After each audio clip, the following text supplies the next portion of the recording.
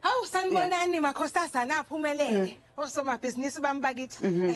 Ngithengele ukuba umgqugquzelo lapha. Ngithi bafake lapha ingwebu phela le ekhebusela phezulu. Uthule ngiyaxolisa ukhokhe kubani? Hayi sithando sami yabona nje la isihlobo thozi nje asiwacharge ama deposits. Imake usukhokhe i-deposit nani? Ngicela ungiphindela badla ngicela ungiphindela. Ngoba ngithi hayi ngiyazama ukuthi yena ngikuzwisise kahle hayi angikuzwa. Vaccination certificate. Hayi ngeke majobe angikwazi ukuthi ukhuluma ngani futhi angazi ukuthi yonke lento uyikhokhe kubaba. Uyayibona into osuyenzile? Uyayibona into oyenzile? Yazi ukuthini majobe? Ngicela bandle ungasakhokha ngisho isenti manje sizobuyela kuwena. Okay ngiyabonga. Uba majobe? Ngibuka ubani umajobe phendula. Ubani umajobe shoniphi?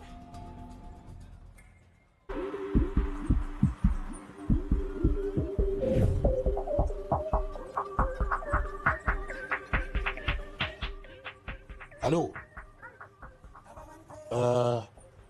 I'd like to know about the refugee program. Good morning, sir. Thank you for calling the U.S. Refugee Admissions Desk. How may I assist you today? Yes. I want to know how about the refugee, how it works. Well, the program is specifically for members of the Afrikaner community seeking protection from ongoing genocide conditions in South Africa. Genocide? Oh. Then how do I apply? Applicants must be Afrikaner and they need to show proof of heritage. Proof of heritage?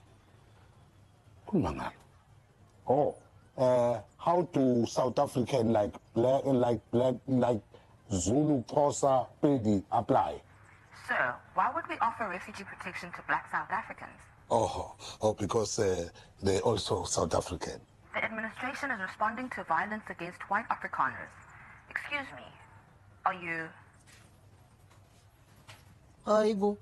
Yini ubuso bakho bamuncu nje? Bashwaka, kwenze njani? Ungayenza kanjani yonke lento? Uyazi ukuthi kusithathe isikhathi esingakanani ukuthi sikhulise leli business? Hawu bakithi asehlise nomoya. Manje ubona ukuthi asehlisa umoya. Wena uhamba untshontshe imali zabantu la ngegama lebhizinisi lethu. Hawu ihaba ingaka. Ungasho sinehaba sholiphi. Ungasho sinehaba ngoba thina la sifonela ama client la. Athi asibuyise imali zawo zama deposits. Lezo ububaqola zona zama vaccination certificates. Kwakuyi vaccination yani yona leyo. Lona sihlobo beqola abantu lona. Athi abakhokhela ama vaccination nama passports. Uyabona wena sholiphi. Untshontsha imali ngegama lethu. Untshontsha imali zabantu abayisebenzele kanzima. Cha, benganjalo. Benjani? Bekhokhelani insurance? Into fela. Uthini? Sikunika ithuba. Udlala ngalo. Iyona ndlela osibonga ngayo le. Usibonga ngeplan elokhonje. Cha, kulungile kulungile. Ethi sijwayela ngesihlobo. Sifonela amaphoyisa. Sijwayela umonde. Fonela umonde. Idrama engaka. Mana. Fona stop. Sidlala lo. Hello. Umonde loyo. Yebo mina usihlobo la isihlobo sothi. Nangalo.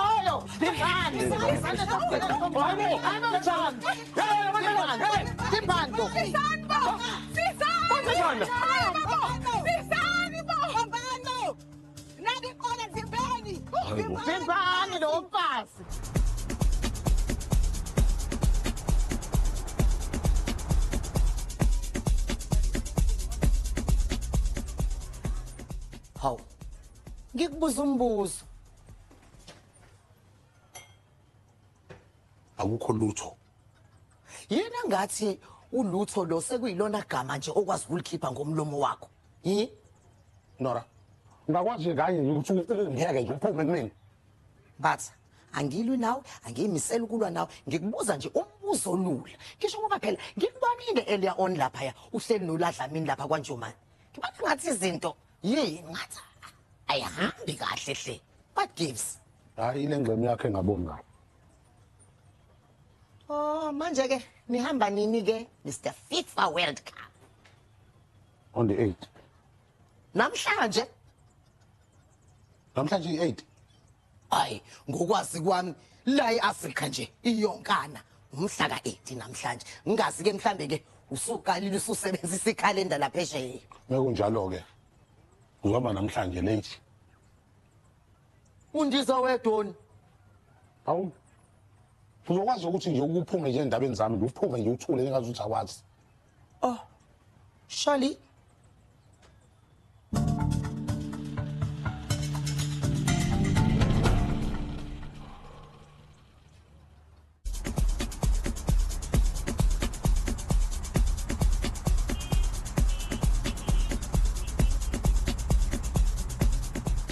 Goeiemôre.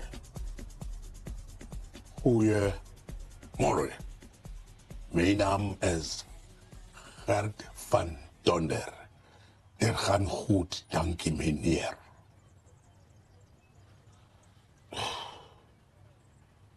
Goeiemôre.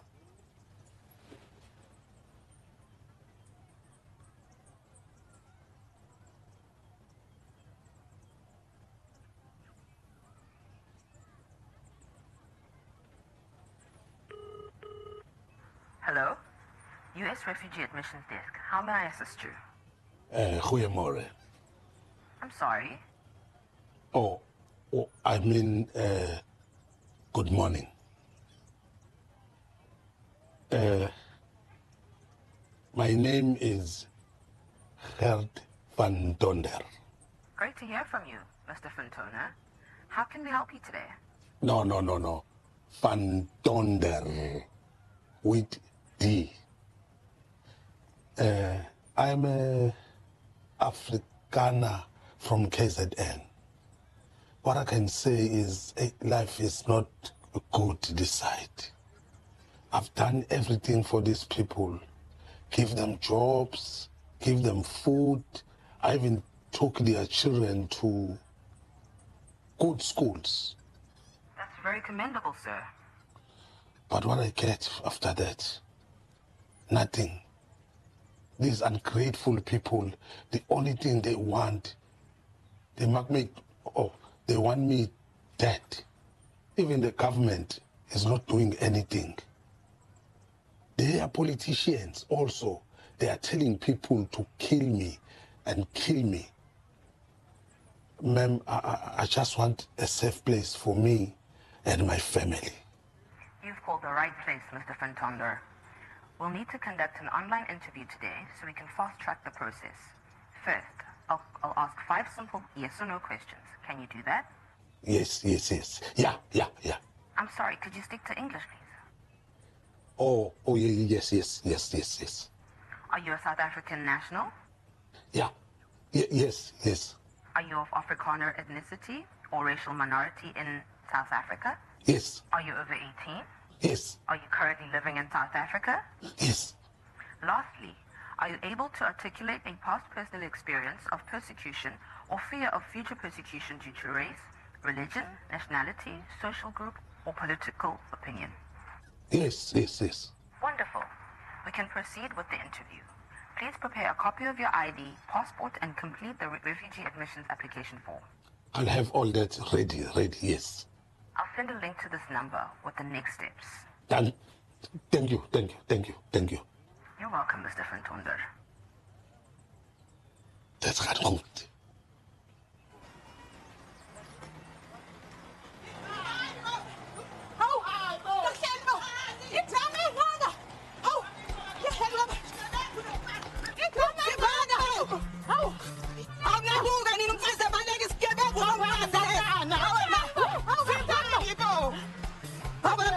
Ukukhathala manje. Ngeke ukhosi ngambaphile lo mfazi. Nakuna. Mfana.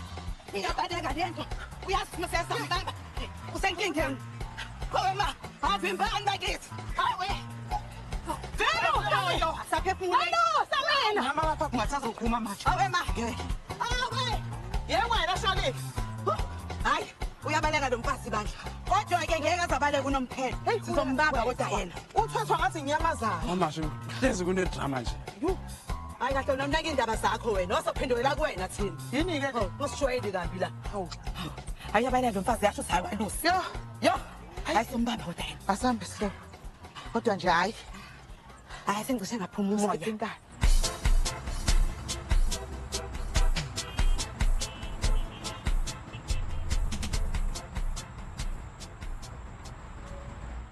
Izona ke lezo mlaleli indaba zakhe ihamba phambili ke namhlanje mina ke uma sibuya ke noma kanjani ke sokunikeza zona sephelele ke.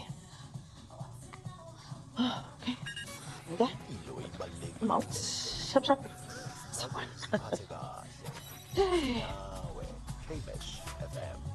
Kanjani batha? Hawu kunjani? Ngikhola wena unjani? Siphilile. Hayi ke sesiyobona ngawe ke ngizophathi yale. Wokaphi? Sobe sisho sonke sithi bafana bafana. Mana ke khona sekubonile kodwa. Hayi ngiluvus angaqhamuka noma Okay, akunankinga ke baba uthi ukushiyeka. Anyway ke hambe kahle enjoy. Angisakhalela ke World Cup. Sithi nje bafana bafana. Enjoy ke futhi. All right. We'll see. Njani sesi? Yo. Yebo. Ciao. Hayibo. Akumele ngabe useAmerica. Khonto encane ethi ubungididisa kancane. Idinga usizo lwakho la. Cha. Lalela mina futhi lelikhanda lakho angakasho nanokuthi ufuna umsize ngani. Ngifuni ukuzwa mbatha. Awuyazi nje wafika weza kumina wathi intwana yami ngizokuchecka uGrand. Intwana yami ngiphathele lunch. Hlezi uze kumina mawusenkingeni. Ngifuna ngikhumbula kahle. Ngigcina mina ukusiza. Ngayithola mina sengingento sengisenkingeni ungasekho wena. So nje cha. Yona siphuphu. Akekho umuntu omunye ongangisiza la kamasho. Okay ke ukusiza ukuthi uthole esinye isiphuphu esizokusiza ngoba mina ngisayishala izingqondo zakho ejekile. Lalela. Sizohlangana eKuvukland nawe. Angizwe sengithini? Ngizokunikeza ama direction uphathe necamera yakho. Ngizokwenzani mina lapho? Hlisa umoya. Uhlisa ublood. Yabo? Hlisa umoya mfana wami. Bamba la. Bamba la. Ima, uyabazi labantu laba abajwayele ukushintsha ubuso babende. Mina makeup artist. Khona mhlawumbe umuntu omaziyo. Ufuna ukenzani? Ukuchitha isikhathi. Awuzama ukuthi ufike lapha na. Shesha. How? Makeup artist.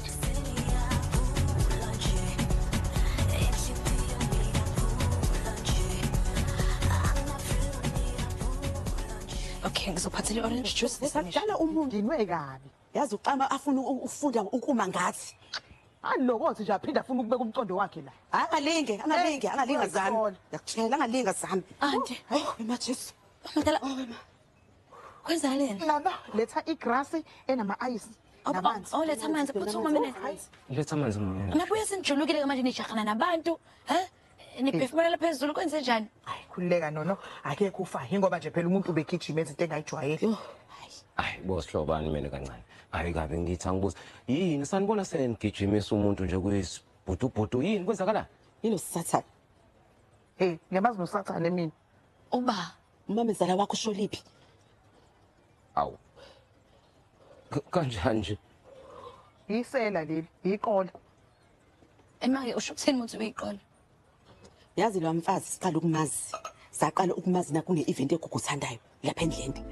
Yazi kuumuntu nje nkosami oyilungele, all right. Wazothi nje nkosami yacela nje ukuthi sibe ama business partner naye. Savuma yena noslowa phela sibona umuntu all right. Wasithembisa usuzidlisela ama client akondlende, ondlende wavela uhlala khona endlende futhi abantu basendlende bama understand. Kanti asazi thina ukuthi sithatha inyoka siyifaka la ngaphakathi. Isela, inkunzi malanga yesela. Isela. Yo. Hayibo. Loya muntu usebenzise isihlobothozo ukubamba abantu imali.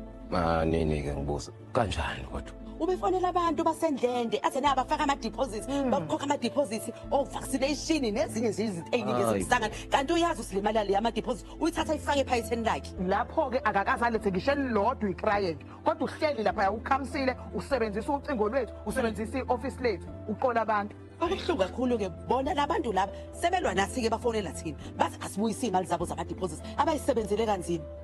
Niyazi ukuthi kusithathe isikhathi esingakanani ukuthi abantu Yebo, iminyaka. Kusithatha iminyaka. Awusho kunjani umlenze wakho? Ngikhululeka nona ungayikhathazi ngalo. Angingene phela lana ungena uxhuga lana manje. Ngeke nona. Sineyinkinga eziningi kabi nje. Kunaleli idolo elingixoxisayo. Hayi futhi ziningi inkinga esinazo ubuhlungu hayi siqolile lo mfazi. Yazi mangicabanga ukuthi umsebenzi wethu ongaka esesiwusebenzele kangaka ungenza ukuthi uvela ushabalale nje kanjalo. Ngenxa yokuthi thina sivulelo yamnyango kwangena usathane. Hey, sibhlungu lezindaba. Umuntu. Sibhlungu lezindaba. Sathane lo muntu lo. Sobani uhlole impi. Akadingi umthandazo nje lo muntu. Sibongeke dinga induku. Dinga induku lo sombamba kodwa. Sholi. Into abayihlangana abantu bayahlangana sombamba udayena. Yabona la ngifuna ningishintshe ningenze uFan Tonder. Yini manje le? Hayi ufantondere nje kuphela ngifuna ukuthi ningishintshe ningenze ibhunu langempela. Yabona ngikhuluma ngebhunu leli elinenja yalo elihamba ngamaveni lamakhulu eliplaza elikhulu. Yabona ibhunu elisabekayo.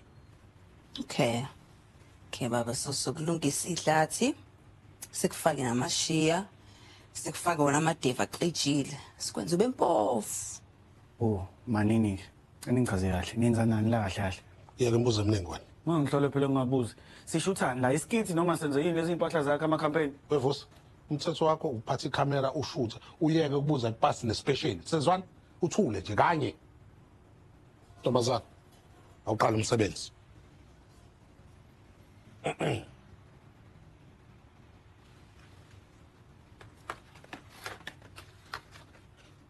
Iphutha lakho lonke leli. Uwena kwangafanele ukuthi uvumele lo mfazi ukuthi azongena la businessini lethu.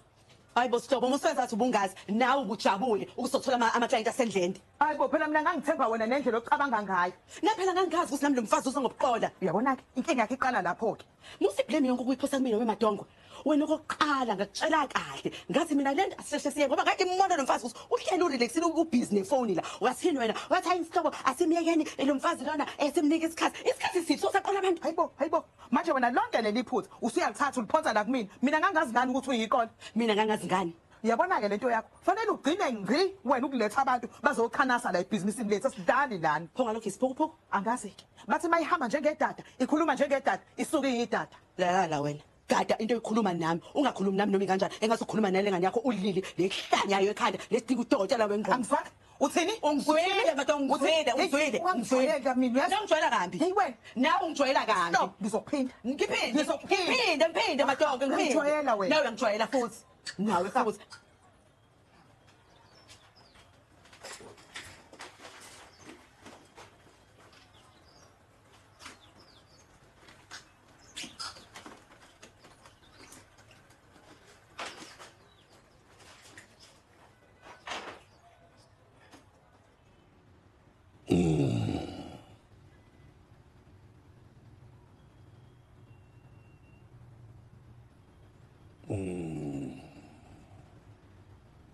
Ach doch.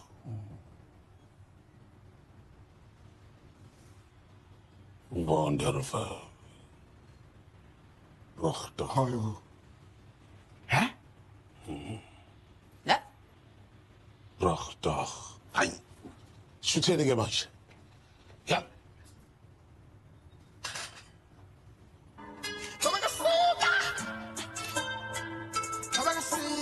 Ach doch.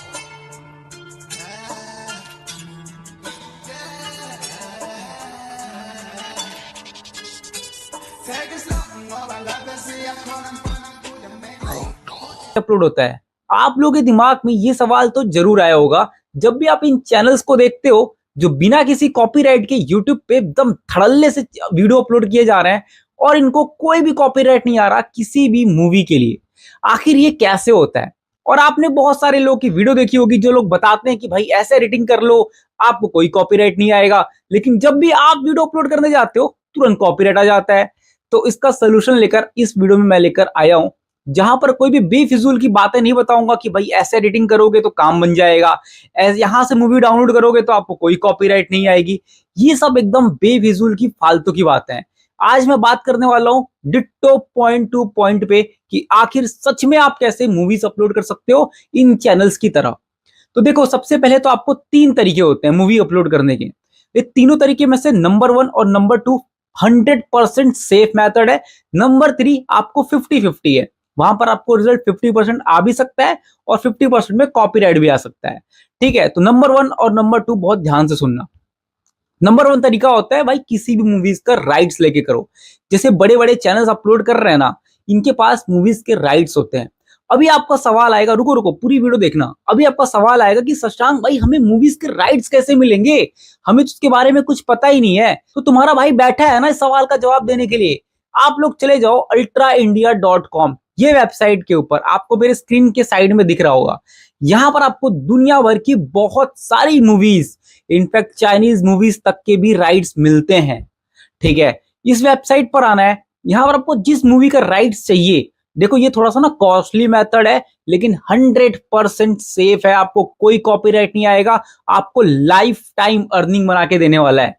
ये फालतू के लोगों के चक्कर में पड़ोगे, चवन्नी नहीं कमाओगे, आपका चैनल बैन होगा, आपकी आईपी खराब होगी, आपका चैनल सरकमवेंशन पॉलिसी में जाएगा। 10 चैनल बनाओगे, 10 के 10 डिलीट होंगे।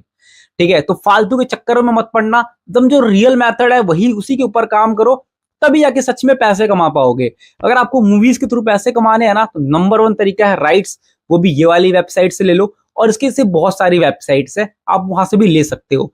इसके अंदर बस आना है, आपको गेट इन टच का एक ऑप्शन दिख रहा होगा, टैप कर देना, अपनी डिटेल फिल कर देना, और यहाँ पर राइट्स वाले ऑप्शन दिखेंगे। आप इसमें से कोई भी नॉन थ्योरेटिकल राइट्स दिखता है यहाँ पे, उसके ऊपर टैप कर लेना, और या फिर आप मोबाइल राइट्स भी ले सकते हो, जो भी आपका मन करे, या फिर पे पर व्यू पे भी ले सकते हो। यहाँ से पे पर व्यू वाला मेरे लिए ज्यादा बेटर होता है। राइट्स खरीदो, ठीक है, जितना भी आपको व्यूज आएगा सिर्फ उतना ही उनको पैसा देना है, बाकी का जो प्रॉफिट वो आपका। ठीक है, यहां से नंबर 1 तरीका है जिसमें से पे पर व्यू मेरा पर्सनल फेवरेट है। अगर आप मेरी तरफ से पूछोगे तो आप यहां से ले सकते हो, अदरवाइज आप नॉन थ्योरेटिकल मूवी राइट्स का आपको नीचे ऑप्शन दिख रहा होगा, वो ले लेना, या फिर मोबाइल राइट्स। ये उनके लिए है जिनके पास बजट है। अब बजट नहीं है तो क्या करोगे? दूसरा तरीका है, अगर आपके पास बजट नहीं है तो आपको ढूंढना पड़ेगा एक ऐसा सीएमएस नेटवर्क, एमसीएन नेटवर्क, जिसके पास मूवीज के राइट्स हों। ऐसे बहुत सारे नेटवर्क्स हैं जिनके पास मूवीज के राइट्स होते हैं। आपको एक सही नेटवर्क ढूंढना पड़ेगा, और वो ढूंढोगे कहां से? लिंक्डइन के ऊपर और फेसबुक के ऊपर। बाकी कहीं पे भी अपना टाइम वेस्ट मत करना, सबसे पहला ढूंढने जाना लिंक्डइन के ऊपर। सर्च करना यूट्यूब सीएमएस एमसीएन, आपको बहुत सारे आईडी मिलेंगी। उन लोगों के फाउंडर से बात करो, मैसेज करो, उनके एम्प्लॉयज को मैसेज करो, वहां पे उनसे बात करो। वो अगर आपको चैनल को अगर एक्सेप्ट करते हैं अपने एमसीएन में, अपने सीएमएस में, तो आपका काम बन जाएगा। आप मूवीज अपलोड करके पैसे कमा सकते हो, लेकिन यहाँ पे शेयरिंग बहुत ज्यादा होती है। कुछ कुछ केसेस में 80% तक की भी पार्टनरशिप रखते हैं। वो डिपेंड करता है आपके चैनल के ऊपर। ठीक है, ये एक बहुत सेफ तरीका है, इसके अंदर भी कोई कॉपीराइट नहीं आता। बाकी भाई एडिटिंग वगैरह से आपको लग रहा है कि आप यूट्यूब को बेवकूफ बना दोगे, तो भाई नहीं बना पाओगे। ठीक है, कोई कंपनी अगर 100 करोड़ रुपए खर्चा करके कोई मूवी बना रही है ना, तो आप सोच रहे हो कि भाई आप एडिटिंग करके यूट्यूब पे अपलोड कर दोगे, आपको कोई कॉपीराइट नहीं आए, तो ये आपकी बेवकूफी है। और वो क्रिएटर भी बेवकूफ बना रहा है जो आपको ये सब सजेशन दे रहे हैं। नंबर 3 तरीका, उसे कहते हैं भाई एनकोड एडिटिंग, जिसे कहा जाता है आप मतलब एनकोडर में बहुत सारी कोड्स के थ्रू बाईपास किया जाता है मूवीज को। ठीक है, तो वो एक पूरी मूवी के ना वाइब खराब कर देता है, बट हाँ इसके थ्रू भी आप मूवीज को अपलोड कर सकते हो। बहुत अच्छा मेथड है ये भी, लेकिन इसके अंदर 50-50 चांसेस होते हैं। अगर आप लोगों का ना एनकोड वाली तरीके को सीखना होगा तो व्हाट्सएप ग्रुप का ना लिंक नीचे दिया है, ज्वाइन कर लेना। बाकी मैं ऐसे ही लाइव प्रैक्टिकल वीडियोस लेकर आते रहता हूँ। अगर आप भाई वीडियोस में इंटरेस्टेड हो, कुछ सच में कुछ सीखने के लिए, तो यार सब्सक्राइब कर लेना, वीडियो को लाइक करना, कमेंट करके बताना भाई देखो प्रैक्टिकल वे बताया हूँ कैसा लगा है। अगर आप भी ऐसे ही प्रैक्टिकल वाली वीडियोस और देखना चाहते हो तो फटाफट लाइक मारो यार। मिलते हैं अगले वीडियो में, तब तक के लिए जय हिंद, जय Bharat, thank you so much guys.